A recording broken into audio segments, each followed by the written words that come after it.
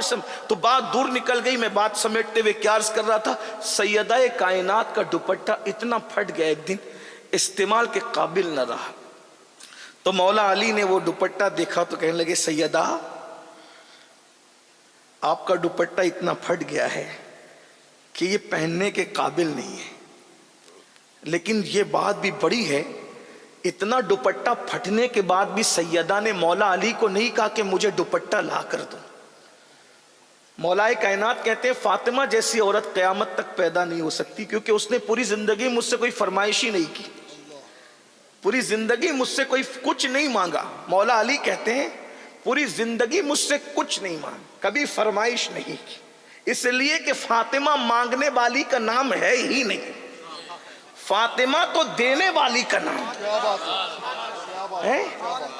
اس لیے کہ ہمارے مسلک میں یہ ہے, ہمارے مسلک میں یہ ہے کہ جب سیدوں کو شجروں سے نہ پہچانا جا سکے, شجرے خلط ملت ہو جائیں اور ہر کوئی صاحب شجرہ بننے لگے, تو صوفیہ کہتے ہیں جب سیدوں کو شجروں سے نہ پہچانا جا سکے تو دو چیزوں سے انہیں پہچاننا, یا تو ان کی سخاوت سے پہچاننا یا تو ان کی معافی کی عادت سے ان کو پہچاننا. ارے جب سید اتنا دیتا ہے تو سیدہ کے دینے کی شان کا عالم کیا ہوگا. آؤ در زہرا پر پھیلائے ہوئے دامن, آؤ در زہرا پر پھیلائے ہوئے دامن, نسل ہے کریموں کی لجپال گھرانہ ہے. نعرہ تکبیر, نعرہ رسالت, ذکر سیدہ کائنات. ارے جس کے بیٹے اتنا دیتے ہیں کہ لوگ لے لے کر کہتے ہیں خواجہ ہند وہ دربار ہے آلات. نینوا والو, یہ کتنے نمبر کا بیٹا ہے سیدہ کا, کتنے نمبر کا بیٹا ہے؟ سیدہ فاطمہ الزہرا, ان کے بیٹے امام حسین, ان کے بیٹے امام زین العابدین, ان کے بیٹے امام محمد باقر, ان کے بیٹے امام محمد جعفر الصادق, ان کے بیٹے امام موسیٰ کاظم, ان کے بیٹے سید محمد ادریس, ان کے بیٹے سید ابراہیم, ان کے بیٹے سید عبدالعزیز, اور ان کے بیٹے سید عبدالعزیز کے سید نجم الدین, ان کے بیٹے سید غیاث الدین, اور ان کے بیٹے سیدنا معین الدین غریب نواز. جب اتنے بعد کا بیٹا اتنا سخی ہے تو اس کی اوپر کی دادی کتنی سخی ہوگی. آؤ در زہرا پر پھیلائے ہوئے دامن, نسل ہے کریموں کی لجپال گھرانہ ہے. اور بھیک مجھ کو بے طلب دیا, تو بڑی سخی ہے فاطمہ. زمانے میں جو کچھ خیرات بٹ رہی ہے وہ سیدہ کی چکی چل رہی ہے تو خیرات بٹ رہی ہے. سبحان اللہ, سبحان. فرماتے مولا کبھی فرمائش نہیں کی سیدہ نے, کچھ فرمائش کبھی فرمائش. آج تو عورتوں کا حال یہ ہو گیا ہر شادی پہ نیا ڈریس چاہیے, نہیں ہے پڑوسن کو ملا مجھے بھی چاہیے, اس کو ملا. میری بہنوں ڈریس اور زیور کے چکر میں تو تم تباہ ہو, آخرت کی فکر کرو. ڈریس تو نچنیوں کو اور زیور تو نچنیوں کو بھی مل جاتے, قبر کی فکر کب کرو گی؟ میں اپنی بہنوں سے مخاطب ہوں, قبر کی فکر کب کرو گی؟ فرمایا کبھی سیدہ نے فرمائش, بلکہ بات پہ بات نکلتی ہے. سہیل باپو نے ذکر چھیڑا سیدہ کا, تم بات پہ بات نکلی تو ایک بات مجھے یاد, اتنی بھی فرمائش کبھی نہیں کی کہ آج گھر میں آٹا نہیں, آج تیل نہیں ہے گھر میں, کبھی نہیں کی. اگر آپ سننا چاہتے ہیں تو اس طرف بات چلی گئی ہے تو میں اس طرف پیش کروں, آپ کو پتہ چلے گا. ضرور ضرور. مولا کائنات جنگ میں مصروف تھے, جنگ کی مصروفیات تھی. توجہ عرض کر سکتا ہوں نا؟ جی جی. آپ تھک تو نہیں گئے نا؟ سردی میں مجھے ڈر لگتا ہے کہ میں نے جلدی گفتگو ختم کرنا, اس کی وجہ یہ ہے کہ حضور کی امت کا خیال کرنا ہم پہ لازم ہے. جب نماز مختصر کی جا سکتی ہے لوگوں کا خیال کر کے, اللہ, تو تقریر کیوں لمبی کریں؟ موسم اچھا ہوتا ہے تو پھر ہم بھی کھلتے ہیں, لیکن ٹھنڈی کا موسم ہے, بوڑھے بچے سبھی ہیں, بہرحال چلیں بات اب میں اینڈ کی طرف لے جاتے ہوئے کروں.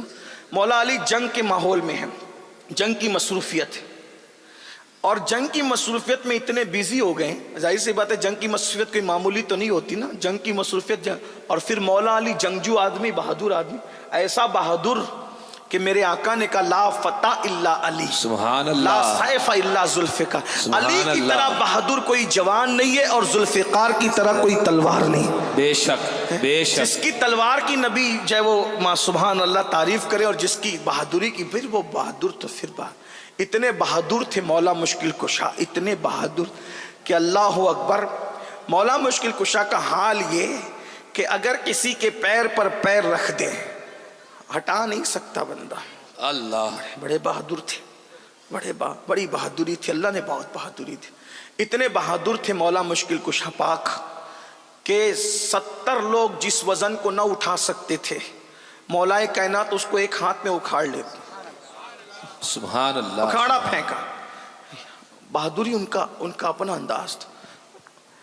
اتنے بہادر تھے کہ جس کو جہنم تک پہنچاتے تھے ٹیڑھا ترچا نہیں کاٹتے تھے، وہ برابر برابر کاٹتے. اللہ اللہ، اس میں بھی مولا علی حیدر. بہرحال تو مصروف رہے، اور مصروفیت میں تقریباً ہفتہ گزر گیا، ایک ہفتہ گزرا، اور ایک ہفتے کے بعد جب راحت ملی تو مولا پاک گھر میں آئے اور سکون سے بیٹھے. تو سیدہ سے پوچھا کہ 7 دن کی مصروفیات تھوڑی کم ہوئی ہے تو دل چاہتا ہے کہ آج کچھ کھائیں، آج کچھ کھائیں، کیا پکایا تم نے؟ سیدہ نے کہا کہ 7 دن ہے، 7 دن سے گھر میں اللہ کی برکت ہے. سبحان اللہ. جواب دیکھیں ذرا، اچھے باپوں کی اچھی تربیت ایسے ہی جملے نکالتی ہے. بے شک. جس کا بابا جانوروں کو بے مثال بنا دے، واہ، قصوہ اور یافور جہاں پہنچ کر مؤدب ہو جائیں، بے شک. اپنی شہزادی کی کیسی تربیت کی ہوگی. جس کی نگاہ انسان کو آسمان ہدایت کا تارا بنا دے، وہ نبی کا بدعہ، رسول اللہ کے جگر کا ٹکڑا، کیا شان کا مالک ہو. حضور کسی کو ایک بار گود میں لے لیں وہ بے مثال ہو جائیں. حضور جس کو روز روز رات و دن ہاتھوں میں لے کر کے اپنے سینے سے لگائیں، اپنی زبان چسائیں، خود ان کو بوسے بھی دیں، ان کو چومے بھی اور سونگھے بھی، اس سیدہ کی شان کو کون بیان کرے، کتنا بیان کرے. لیکن جواب کیا خوبصورت ہے. آج کل تو عورتیں ناشکری، گھر میں یہ نہیں وہ نہیں، جب سے شادی ہوئی ہے میں کبھی خوش نہیں ہوں، یہ ہے وہ. ناشکرا پن مت کرو، یہ جہنم کی نشانی اور جہنمی ہونے کی نشانی ہے. سیکھو دین، سیکھو. 7 دن سے اگر کسی کے گھر میں چولہا نہیں جلا وہ عورت کیسا مہا بھارت مچائے گی گھر میں. لیکن یہ سیدہ کی شان ہے. شوہر 7 دن کے بعد پوچھتا ہے تو کہا 7 دن سے گھر میں اللہ کی رحمت ہے. سمجھ گئے کچھ نہیں ہے، یعنی اللہ کی رحمت ہے، رحمتیں بس اللہ کی رحمت کے سوا اور کچھ نہیں. اچھا شہزادوں کا کیا؟ کا روزانہ بہلاتی تھی اور پانی پلا کر کے سلاتی. کربلا میں بھوک اسی لیے ڈگمگا نہ سکی کہ وہ پہلا اتفاق نہیں تھا بھوکے اور پیاسے رہنے کا، بچپنے سے تربیت ہو رہی تھی. بے شک بے آپ شک. کیا سمجھتے ہیں رمضان شریف میں پہلا دوسرا روزہ لوگوں کو بھاری اس لیے پڑتا ہے کہ عادت نہیں ہوتی نا. جس کو عادت ہو اس کو بھوک اور پیاس کوئی اہمیت نہیں رکھتی. ہاں، اور پھر یہ بھی یاد رکھیں، لوگ کہتے ہیں علی اکبر کا جنازہ اور علی اصغر کا جنازہ اٹھاتے ہوئے کیوں نہیں لرزے. میں نے کہا جو اپنے باپ علی کی شہادت دیکھ چکا تھا وہ اپنے بیٹے کی شہادت پر کیسے ہل جاتا. اس لیے کہ جس کو باپ کی شہادت نہ ہلا سکی اسے بیٹے کی شہادت کیسے ہلا سکتی. بے شک. یہ مزاج دیا گیا، مزاج دیا گیا. بہرحال تو بچوں کو بہلاتی رہی، سلاتی رہی، پانی پلا پلا کر 7 دن ہوئے. اچھا اب تو رات بھی بہت ہو گئی ہے سیدہ، سن لیں یہ گھر ہے ان کا. اب تو رات بھی بہت ہو گئی ہے سیدہ، اب تو ایک کام کرتا ہوں، میں باہر جاتا ہوں، دعا کرو کچھ کام مل جائے تاکہ میں کم سے کم 2 درہم کما سکوں۔ مولا علی مانگنے نہیں جا رہے، قرضہ مانگ لو، اس سے لے لو، اس سے، نہیں نہیں نہیں نہیں۔ وہاں بھی ہے کہ چلو میں ذرا دیکھتا ہوں، کچھ کام دھام کر لیتا ہوں۔ باہر نکلے تو دیکھا کہ مدینہ منورہ میں کوئی قافلہ آیا ہوا ہے اور وہ اپنا مال اتار رہے ہیں۔ مولا علی پہنچے اور پہنچ کے کہنے لگے کہ میں تمہارا سامان اتار دوں، کتنا دو گے اس کے بدلے میں؟ کہا کہ اگر اے جوان، وہ پہچان نہیں سکے، اے جوان اگر تو نے ہمارا سامان اتار دیا ہم تجھے 2 درہم دیں گے۔ اچھا ٹھیک ہے، فٹافٹ سامان اتار دیا، اس میں گھنٹوں بیت گئے، اتنا سامان اتارا۔ 2 درہم انہوں نے دیا، 1 درہم کا کسی کے دروازے پر گئے، دستک دی، اور 1 درہم کا آپ نے سامان خریدا، آٹا واٹا جو بھی تھا، اور 1 درہم الگ سے رکھ لیا تاکہ ایک صبح کسی فقیر کو صدقہ کریں گے۔ 2 کمایا، اس میں سے بھی 1 صدقہ کرنا ہے، اور 1 لیا، لائے۔ اتنے ٹائم میں سیدہ نے چولہا جلایا۔ سیدہ جب چولہے میں پھونکتی تھی نا تو چولہے کا گرد و غبار سر پر اور چہرے پر آتا تھا، اور عورتیں جانتی ہیں کہ جب چولہے میں پھونکو تو واپس ذرات آتے ہیں۔ یہ سیدہ کا گھر تھا، پھونک رہی ہے، جلا رہی ہے۔ روٹی بنائی تو روٹی کتنی بنی؟ 3 روٹی بنی، اس میں جتنا آٹا آیا تھا 1 درہم میں 3 روٹی بنی۔ 1 روٹی مولا علی کو رکھ دی، 1 روٹی کے 2 ٹکڑے کر کے دونوں شہزادوں کو رکھ دیا، اور 1 روٹی اپنی کنیز کو دے دیا، 1 روٹی کنیز کو دے دیا۔ اور جب مولا کائنات کھا چکے، فرمایا کہ تم نے کھایا؟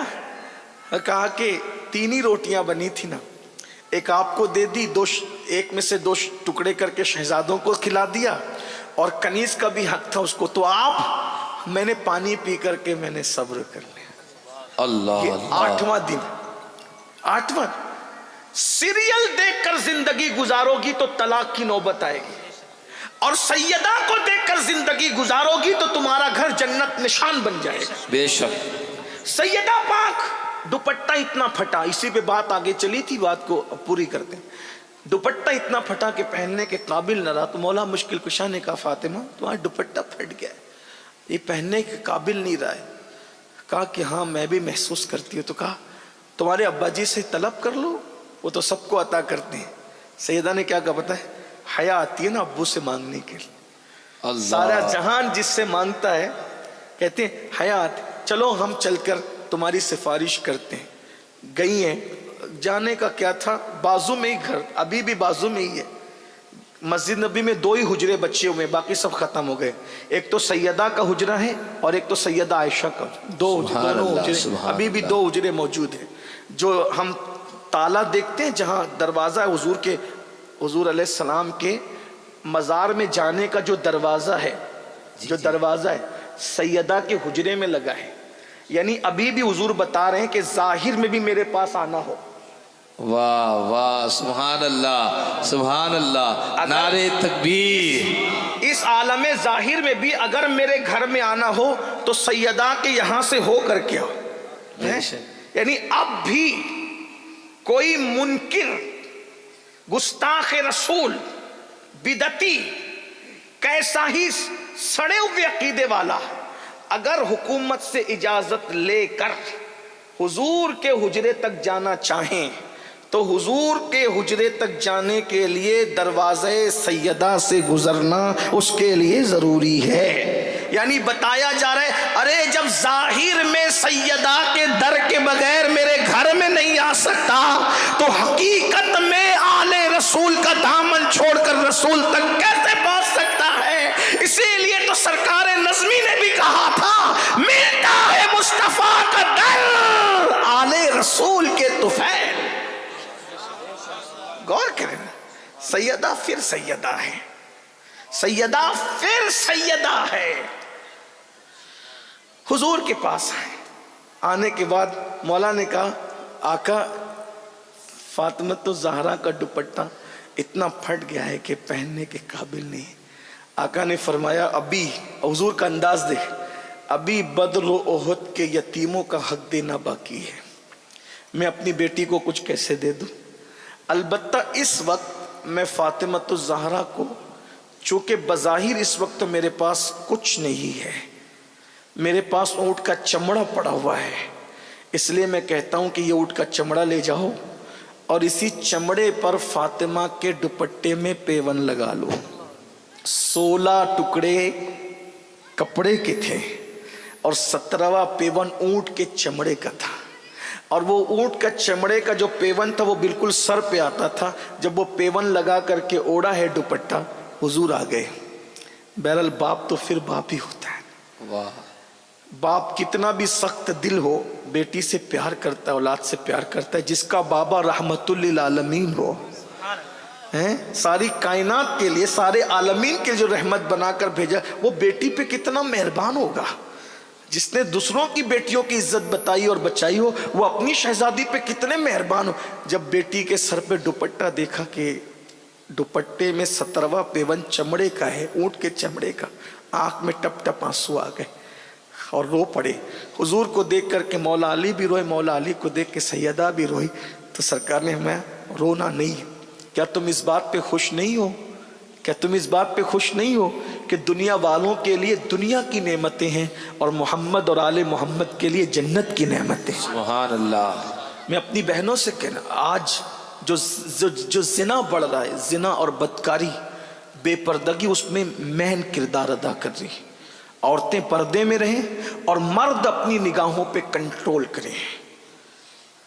تو پہلی وجہ وہ کفن چور بیان کرتا ہے کہ میں نے دیکھا کہ قبر میں جو منہ پھرا ہوا ہے سور اور بندر کی طرح ہے، اس کی پہلی وجہ تھی یا تو وہ شراب پیتا تھا یا تو زنا کرتا۔ پھر اس کے بعد اس نے کہا کہ میرا جی نہ بھرا، ڈرا تو تھا لیکن میں نے سوچا چلو بھئی کچھ کمانا تو ہے، تو دوسری قبر کھودی۔ جب میں نے دوسری قبر کھودی تو میں نے دوسری قبر میں ایک اور بھیانک منظر دیکھا کہ میت سور کی طرح ہے اور جہنم کی زنجیروں میں جکڑی ہوئی ہے۔ تو میں نے پوچھا، میں تو وہاں حال یہ تھا کہ اس سے بھیانک منظر، سور کی شکل میت کی، اور وہ بھی زنجیروں کے اندر، جہنم کی آگ کی توق اور اس کی زنجیروں میں جکڑا ہوا ہے۔ تو جب میں بھاگنے لگا تو غیب سے آواز آئی، سنتا جا، یہ بھی 2 گناہ کرتا تھا۔ ایک تو یہ جھوٹی قسمیں کھاتا تھا اور یہ حرام روزی کماتا تھا، اس لیے اس کا یہ حال کیا۔ جھوٹی قسم، جھوٹی قسم۔ آج لوگ گناہ نہیں سمجھتے۔ اللہ پاک ارشاد فرماتا ہے حدیث قدسی میں، میرے نام کو قسموں کا نشانہ نہ بناؤ، جو میرے نام کی جھوٹی قسم کھاتا ہے میں اس کی 7 نسلوں کو برباد کر دیتا ہوں اور ان پہ لعنت کرتا ہوں۔ آج قسم کوئی معنی نہیں رکھتی لوگوں کے لیے، جھوٹی قسم۔ تو میں یہ جھوٹی قسم کھاتا تھا، اور یوں بھی سچی قسم بھی مت کھایا کرو جب تک جان، عزت اور مال پہ بننا ہے، مت کھاؤ قسمیں، کیونکہ جو بات بات پہ قسم کھائے اللہ اس کی روزی میں گھٹوتی لاتا ہے، اس کی روزی کو گھٹا دیتا ہے۔ آج لوگ چھوٹی چھوٹی بات پہ قسمیں کھاتے ہیں، اور پھر دوسرا گناہ حرام کما۔ آج حرام، سود، جوا، شراب کے دھندے، جوے کے دھندے، نشے بیچنے کے دھندے مسلمانوں میں بہت عام ہو رہے۔ میں سمجھتا ہوں کہ کیا بے غیرتی کی لعنت ہے، ایم ڈی مسلمان بیچ رہا ہے، شراب کے دھندے مسلمان، سود مسلمان، جبکہ یہ بات کہہ دی گئی ہے کہ کعبے میں زنا کرنا اور سود کھانا دونوں برابر برابر ہے۔ جو سود کا ایک لقمہ کھائے گویا اس نے اپنی ماں کے ساتھ 36 مرتبہ زنا کیا۔ پھر بھی لوگ سود کا دھندا کر، نشہ بیچ۔ میں نشہ بیچنے والوں سے پوچھتا ہوں، کیا تم نشہ بیچتے وقت اپنے بچوں کو بھول جاتے ہو؟ نشہ نہیں بیچ رہے ہو، موت بیچ رہے ہو، موت۔ دولت ہی سب کچھ نہیں ہے، مال ہی سب کچھ نہیں ہے۔ میرے بھائیوں دیکھ لو دنیا کا انجام۔ ارے حلال کمانے والے اپنی قبر میں کیا لے گئے جو ہم حرام کما کر اپنی قبر میں لے جائیں گے؟ قرآن کہتا ہے لا تنس نصیبک من الدنیا، دنیا سے اپنے نصیب کا مت بھولو، سوائے کفن کے کچھ نہیں لے جاؤ گے۔ ارے خود کی زمین میں دفن ہونا بھی نصیب نہیں ہوگا، دفن بھی ہوں گے تو قبرستان میں۔ کون سے نشے میں ہو، کس گھمنڈ میں ہو؟ قارون کا خزانہ اس کے ساتھ گیا، نمرود کی دولت اس کے ساتھ گئی، فرعون کی دولت اس کے ساتھ گئی، بخت نصر کی دولت اس کے ساتھ گئی، ہمارے ساتھ کیا جائے گا؟ اس لیے حرام سے بچو، حرام روزی سے بچو، حلال کی طرف آؤ، اور حرام کھلاؤ گے اپنے بچوں کو، جب حرام کھانے والے بچے جوان ہوں گے ماں باپ کے ساتھ بغاوت کریں گے۔ آج اگر ہمارے بچے ہمارے باغی ہو رہے ہیں، وجہ ہم نے ان کو حلال کتنا کھلایا، کتنا حلال کھلایا۔ جو حرام سے خون بنے گا اور گوشت بنے گا وہ باغی ہی بنائے گا۔ آج لوگ، میں اتنی بڑی اسکول میں ڈال رہا ہوں اپنے بچے کو کہ میرا بچہ اچھا بنے، بھائیو اچھے اسکول سے بچہ اچھا بننے میں صرف 5% بس، 95% حلال غذا۔ آج غذا حرام ہے، اس لیے دیکھ لو بچے ڈاکٹر بن جا رہے ہیں، ٹیچر بن جا رہے ہیں، انجینئر، ماں باپ کو چھوڑ کے بھاگ جا رہے ہیں۔ اب ماں باپ بڑھاپے میں رو رہے، کیوں؟ کھلایا کیا؟ یہ بتاؤ، کیا کما کے کھلایا؟ اس پر ایک بات میں آپ کو بتاؤں، توجہ کرنا، حلال کیا اپنا اثر ہے۔ ایک بزرگ تھے، نام نہیں لوں گا اب ان کا، نام لوں کیونکہ جب کوئی عبرت کی بات بیان کرنی ہوتی تو میں بزرگوں کا نام نہیں لیتا، بہت بڑے بزرگ تھے، بہت بڑے بزرگ۔ ان کا شمار غوث پاک کے اور غریب نواز کے بھی پیروں میں ہوتا ہے، پیروں کے پیروں میں ہوتا ہے۔ ان کا بیٹا تھوڑی مستی کرتا، ایک مرتبہ مستی میں ان کے بیٹے نے ایک بیشتی سمجھتے ہیں، بیشتی پانی جو بیچتے ہیں، صبح صبح اس کے مشکیزے پہ تیر چلا دیا، اس کا پورا پانی بہہ گیا، مشکیزہ بھی پھٹ گیا۔ غریب آدمی کے لیے مشکیزہ بہت بڑی چیز تھی، پانی پورا گر گیا، مشکیزہ پھٹ گیا۔ وہ روتے ہوئے حضرت کے پاس آیا، حضرت پورے بصرہ میں آپ کا نام ہے، شان ہے، عزت ہے، مقام ہے، بلندی ہے، یہ آپ کے بچے نے میرا مشکیزہ پھاڑ ڈالا۔ آپ نے فوراً پیسے دیے، خادم کو مشکیزہ منگایا نیا، پرانا مشکیزہ بھی درست کروایا، دونوں مشکیزے دیے، حلوہ منگایا، حلوہ کھلایا، کہا بیٹا جاؤ۔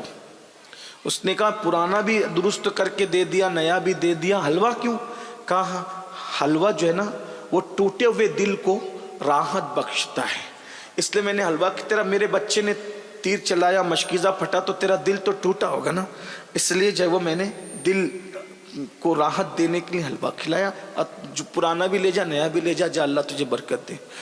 اب بچے کو کچھ نہیں کہا بزرگ نے، یاد ہم تو بچے شرارت کرتے تو انہی کو پیٹتے رہتے، ان کو پیٹنے والوں کبھی اپنے آپ کو بھی پیٹو، کبھی اپنی قسمت کو، اپنی تقدیر پہ بھی غور کرو نا، اپنی کرتوت پر بھی غور کرو۔ بچے کو کچھ نہیں کہا، گھر میں آئے، بیوی کو کہا، فرما بردار بیوی بتاؤ جب یہ تمہارے پیٹ میں تھا تو تم نے کیا کیا کھایا تھا، لقمہ تمہارا کیسا تھا، یہ بتاؤ۔ حضور میں نے تو حلال کے سوا کچھ نہیں کہا۔ میں تمہیں مہلت دیتا ہوں، سچ بتانا ورنہ سزا ملے گی۔ بہت غور کیا، جب جان پہ بن آئی، پریشان ہوئی تو بہت غور کیا، کہا حضور بات یاد آ گئی، غلطی ہوئی، بہت بڑی غلطی۔ کہا کیا؟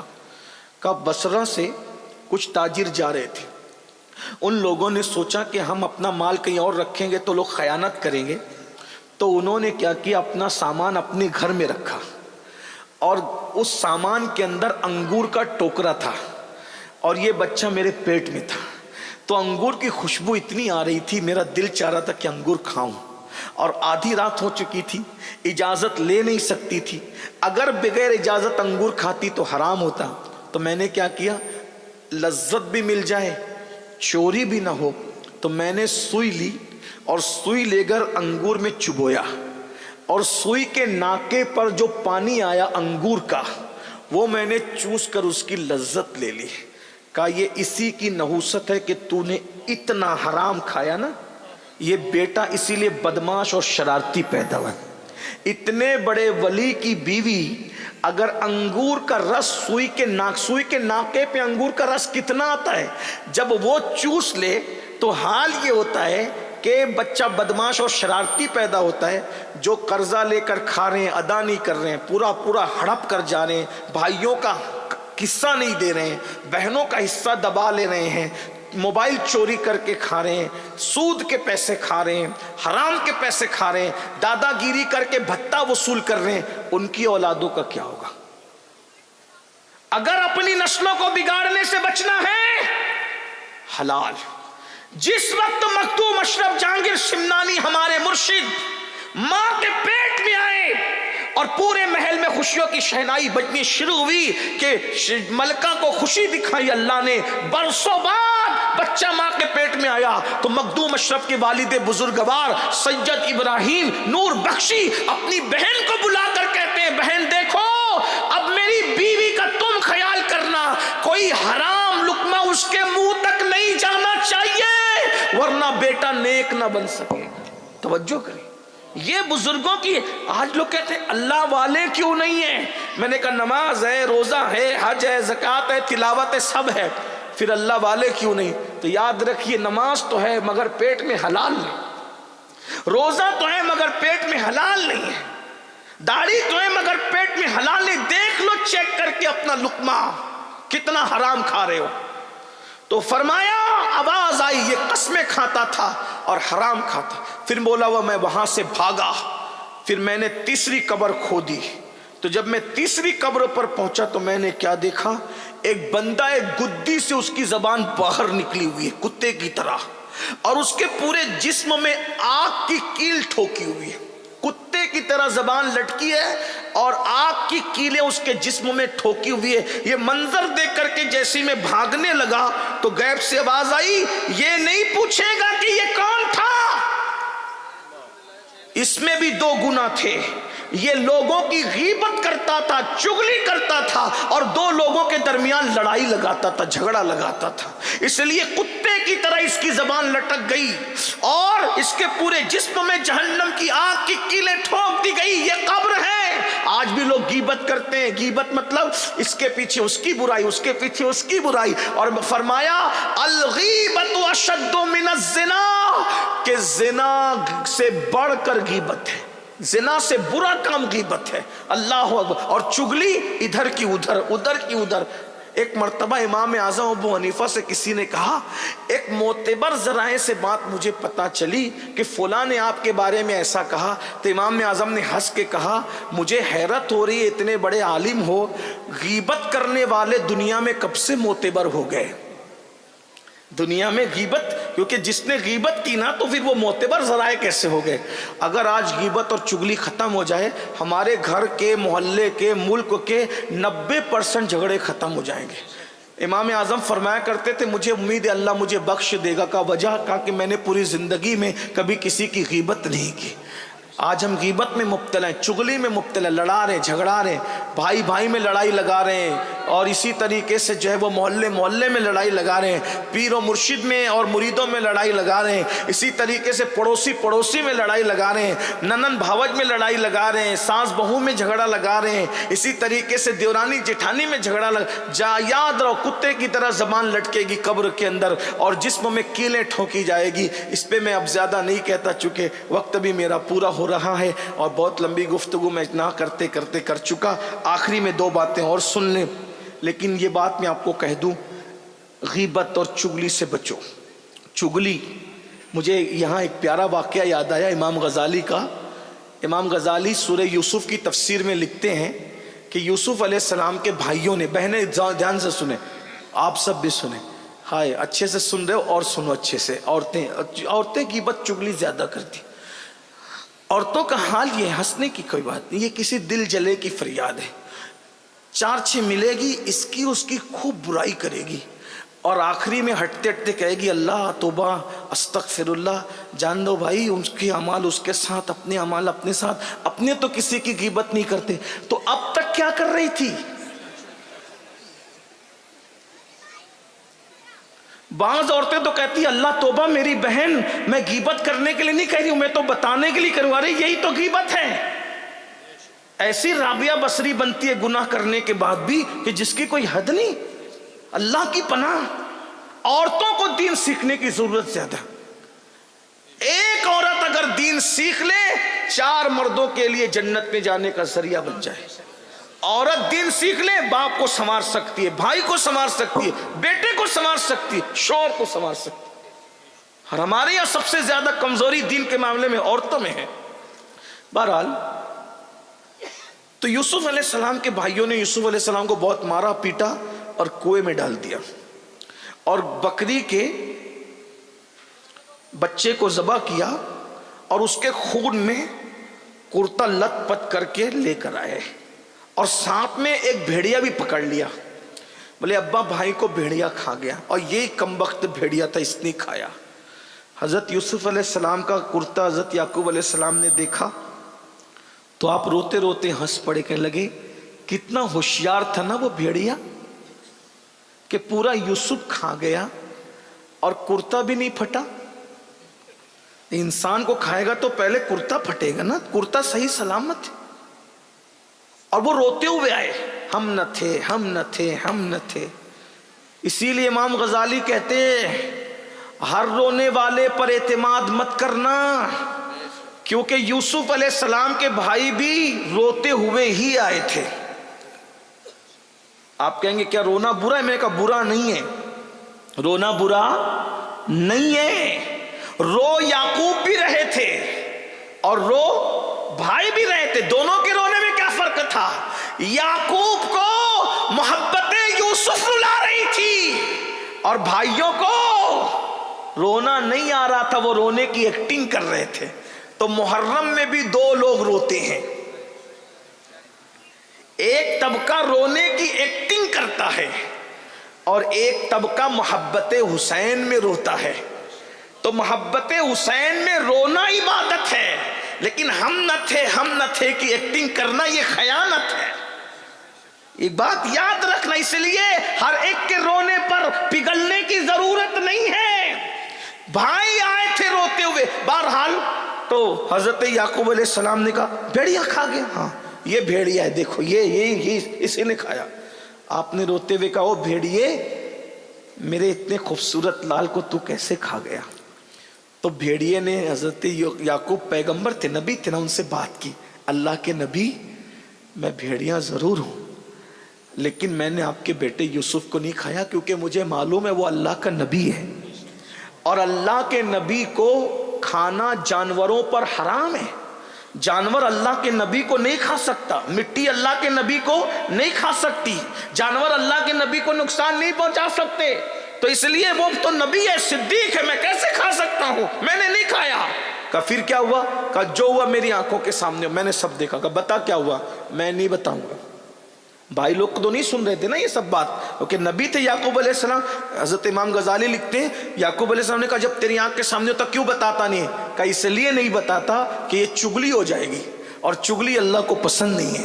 میں بھیڑیا ضرور ہوں مگر چگل خور نہیں ہوں. اللہ کو اس بھیڑیا کی ادا اتنی پسند آئی کہ اللہ رب العزت نے یونس علیہ السلام کی مچھلی کو جنت میں داخل کرنا ہے, اصحاب کہف کے کتے کو جنت میں داخل کرنا ہے, تو ساتھ ساتھ حضرت یوسف علیہ السلام کے اس بھیڑیے کو بھی جنت میں داخل کرنا ہے, کیونکہ اس نے غیبت نہیں کی. اگر بھیڑیا چگلی سے بچ جائے تو اللہ بھیڑیے کو جنت عطا کرے, اگر مومن چگلی سے بچ جائے تو اللہ اس کو جنت کیوں نہ عطا فرمائے. چگلی سے بچ نہیں کرنا, کسی کی ادھر کی بات ادھر نہیں کرنا, بہت خراب بات ہے, بہت بری بات ہے. 90% جھگڑے گھر کے ختم ہو جائیں گے. چھوٹے چھوٹے بچوں کو بھی بتاؤ کہ چگلی نہیں کرنا.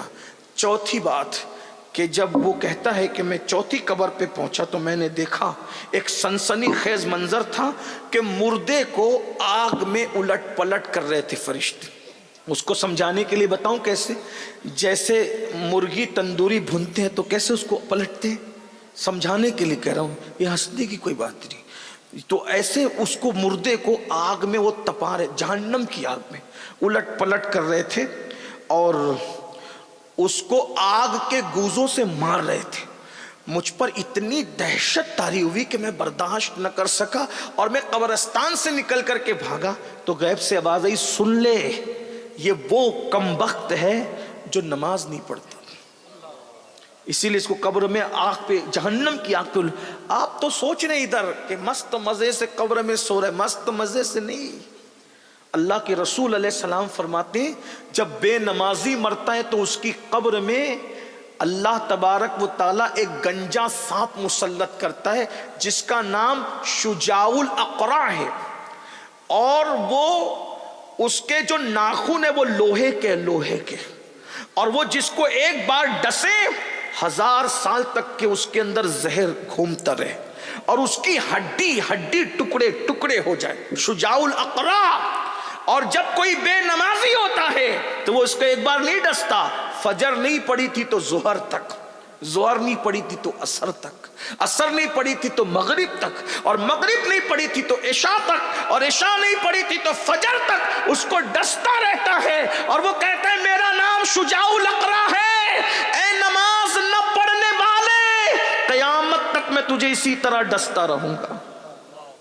आज एक वक्त की नमाज के लिए सिर्फ 10 मिनट का टाइम लगता है। 10 मिनट क्यों नहीं निकालते? 10 मिनट गेम के लिए वक्त निकाला, फिल्मों के लिए वक्त निकाला, दोस्तों के लिए वक्त निकाला, सबके लिए।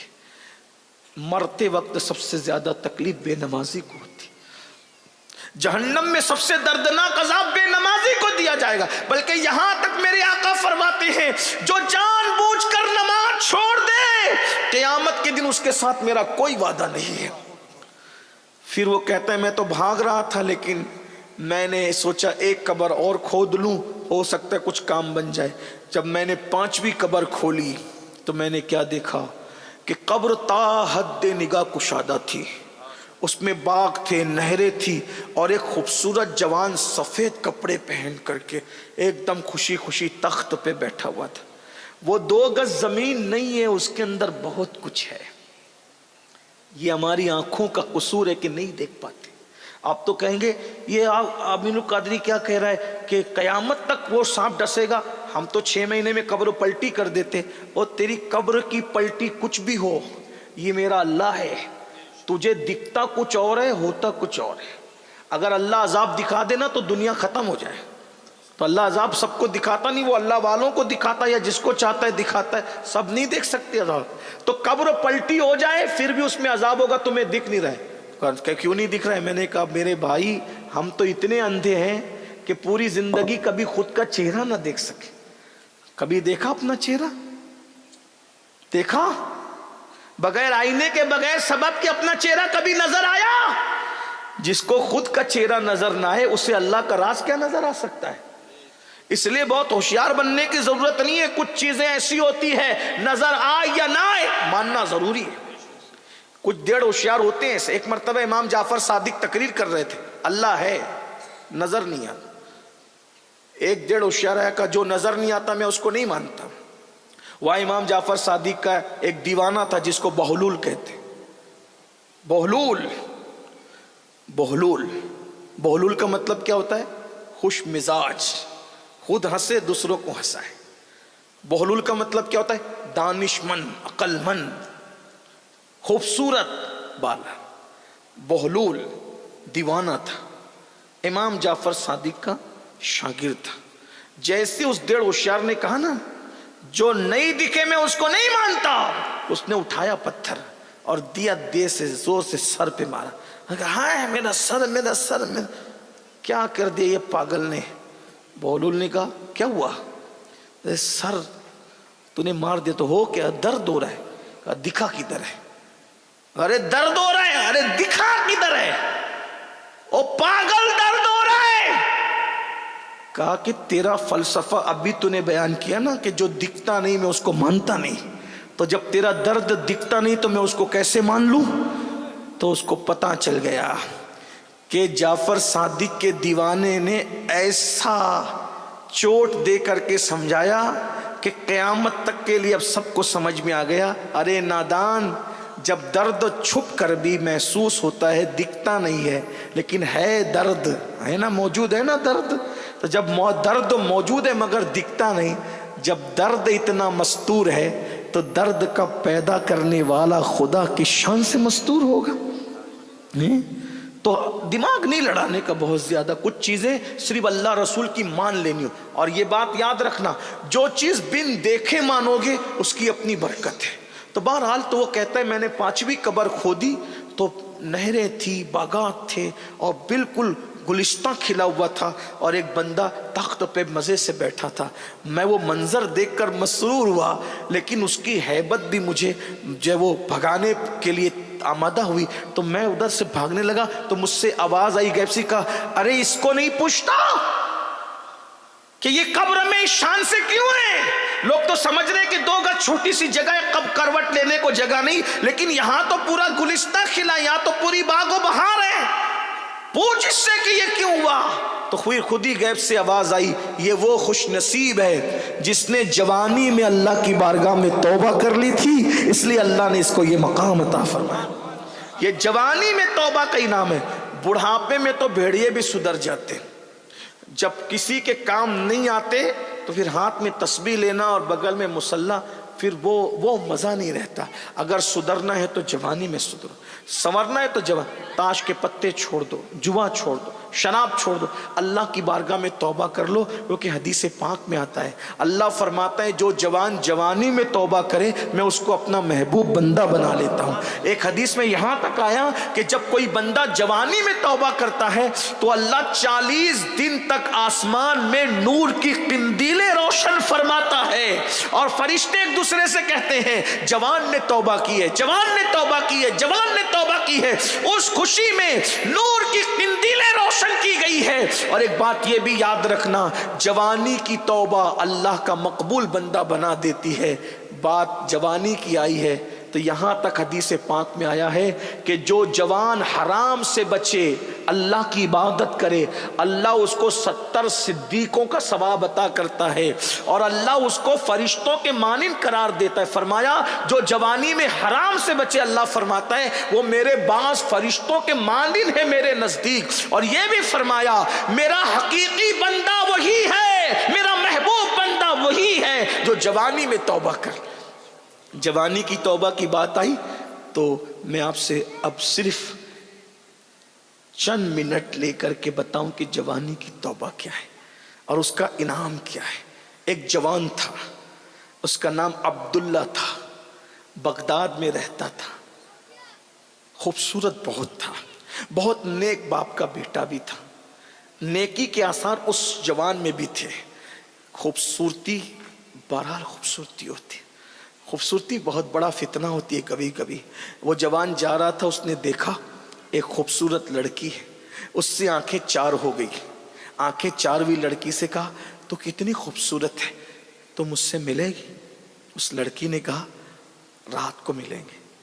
اس نے ملنا نہیں تھا، دامن چھڑانے کے لیے تو اس نے بہانہ کر ہی دیا، بہت نیک لڑکی تھی وہ۔ جیسی شام ہوئی، عبداللہ نام کا وہ جوان اس لڑکی کے گھر کے سامنے کھڑا ہو گیا۔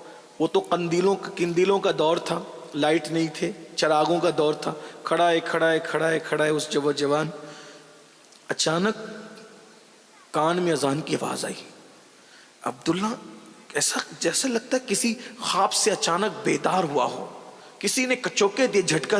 جیسی وہ بیدار ہوا اذان کی آواز سے، اس نے اپنے من ہی من میں کہا عبداللہ مغرب کے بعد سے تو آیا ہے، عشاء کی اذان ہو گئی، اور عشاء کی اذان ہوئی تو وہ لڑکی آئی نہیں، اتنی دیر بعد بھی وہ لڑکی نہیں آئی۔ لیکن جیسی مؤذن نے کہا الصلاۃ خیر من النوم، تو اس کی حیرت کی انتہا نہ رہی۔ میں مغرب سے عشاء تک نہیں کھڑا رہا، میں تو مغرب سے فجر تک کھڑا رہا۔ فجر ہو گئی، وہ ظالم حسن کی ملکہ دھوکہ دے گئی، اس کو نہ آنا تھا نہ وہ آئی۔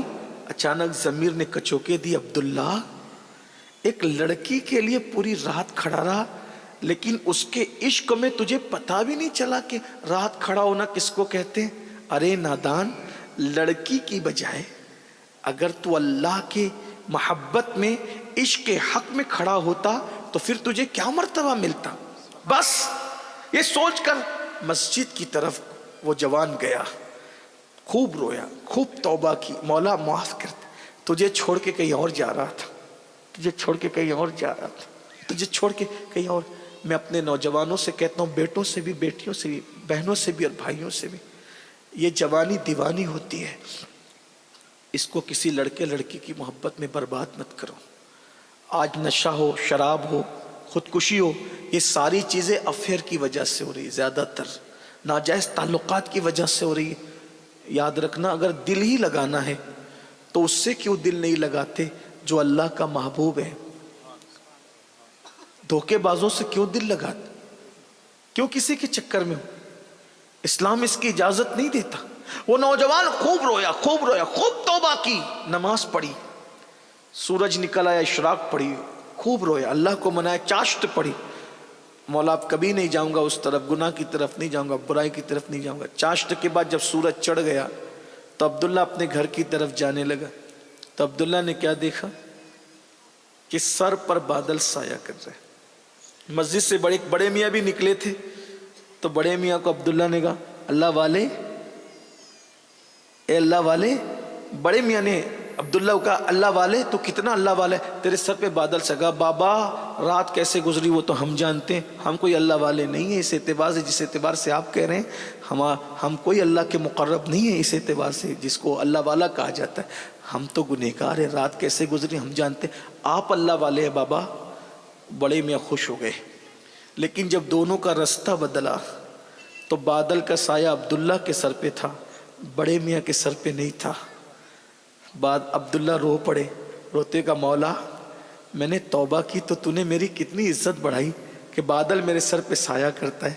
اب کبھی برائی کی طرف نہیں جاؤں گا, نیک بنوں گا, پوری زندگی تیری راہ میں گزار دوں گا. اور جب نیک ہی بن رہا ہوں تو عالم بن جاؤں, مفتی بن جاؤں, فقی بن جاؤں, کوئی اچھا استاد تلاش کر لوں.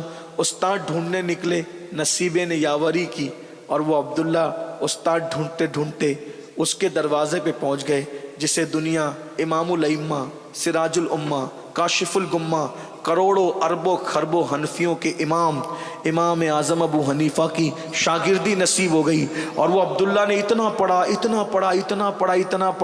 کہ اس عبداللہ کو علم حدیث کی وجہ سے لوگوں نے امیر المومنین فی الحدیث کا, فقہ اتنا پڑھا, امام الفقہا کہا, تصوف اتنا پڑھا, شیخ المشائخ کہا. اور اسی عبداللہ کو دنیا عبداللہ ابن مبارک کے نام سے جانتی ہے. امام اعظم کہا کرتے تھے اگر قیامت میں اللہ مجھ سے پوچھے گا اے نعمان میرے لیے کیا تحفہ لایا ہے, تو میں عبداللہ ابن مبارک کو پیش کر دوں گا, اسی کے ذریعے میری مغفرت ہو جائے گی. دیکھو جوانی کی توبہ نے کہاں تک پہنچایا. امام بخاری کے دادا استاد ہیں عبداللہ ابن مبارک, امام اعظم کے شاگرد ہیں یہ, صوفیہ کے بھی استاد ہیں یہ وہ بزرگ ہیں. فضیل بن عیاض کا نام سنتے ہیں, اللہ اکبر, ان کے بھی استاد عبداللہ ابن مبارک. تو یاد رکھیے جوانی میں توبہ کرو گے اس کا انعام یہ ملے گا. بڑھاپے میں ٹھیک ہے توبہ, میں کسی کو مایوس نہیں کرتا, لیکن جوانی میں نیکی کے جذبات بھی جوان ہوتے ہیں, برائیوں کے جذبات بھی جوان ہوتے. آؤ سب مل کے توبہ کریں اللہ کی بارگاہ میں. توبہ کرتے ہو پہلے بتاؤ کون کون توبہ کرتا ہے, ہاتھ اٹھا. سب کر ایسے نہیں, اچھے سے اٹھاؤ. اچھے کام کے لیے ہاتھ اٹھانا اچھی بات ہے. سب اٹھائے رکھو نا بھائی, زبردستی نہیں ہے, جسے کرنا ہے وہی. جو توبہ کرتا ہے وہ اللہ والا بن جائے, اللہ کا محبوب بن جائے. مردوں کو کہا تھا لیکن عورتوں کے جذبات کتنے ہیں دیکھیے کہ خواتین نے بھی اٹھایا. اللہ ان کے بھی ہاتھ اٹھانے کی لاجم. بولو آج سے توبہ کرتے ہو, نماز چھوٹے گی آج سے, بولو نماز چھوڑو گے, نہیں چھوڑو گے نا انشاءاللہ. اٹھا کے رکھیں آج ذرا, ہم بھی دیکھیں فرشتوں گواہ بنائیں. نماز چھوٹے گی آج سے. جو عشاء پڑھ کے نہیں آئے پہلے عشاء پڑھیں گے, فجر بھی پڑھیں گے انشاءاللہ.